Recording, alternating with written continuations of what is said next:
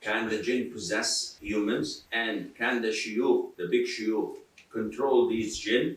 As for the possession of jinn to human bodies, this is mentioned in the Quran, in Surah Al-Baqarah, and the majority of the Ahlul Sunnah wal Jama'ah, they all approve of this happening. However, it is not in 90% of the cases true. In 90% of those who claim to be possessed, they're not possessed. They're just convincing themselves that they're possessed. As Muslims nowadays, we have a tendency to blame everything for our failure.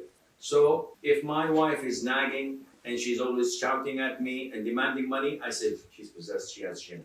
If my child fails at school, I say, oh, my neighbor gave him evil eye. If my boss sacks me from my job, and I say, this is black magic. My people are back home, they're doing black magic for me. So everything that we fail in, we tend not to blame ourselves, we tend to blame this supernatural powers that we don't see. Possession is there. And this is done by the jinn, especially for those who do not offer their dhikr. They do not say the supplications in the morning and the evening, they do not pray on time, they come to them. However, the claim that grand scholars or grand muftis or sheikh have control over the jinn, whoever tells you that he has control over the jinn, he's a big liar. And he's a sorcerer.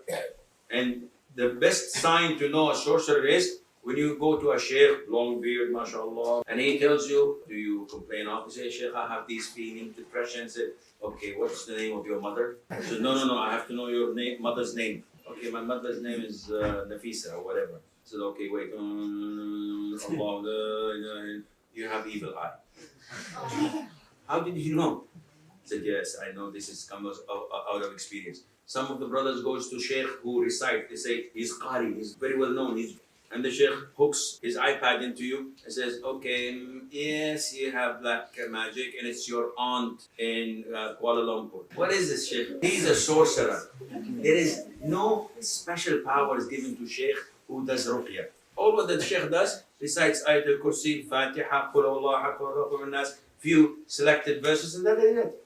If there's anything into you, it's going to speak or come out. But he does not have the power to tell you, you have this or that. Anyone claiming to control over the jinn is a liar.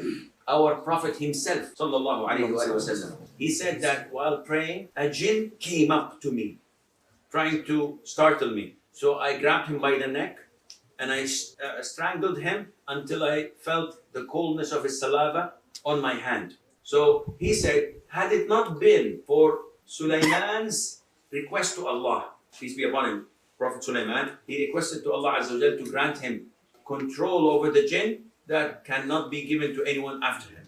He said, the Prophet, had it not been for my brother Sulaiman's request, I would have tied him to a pillar of the masjid so that the children would play with him.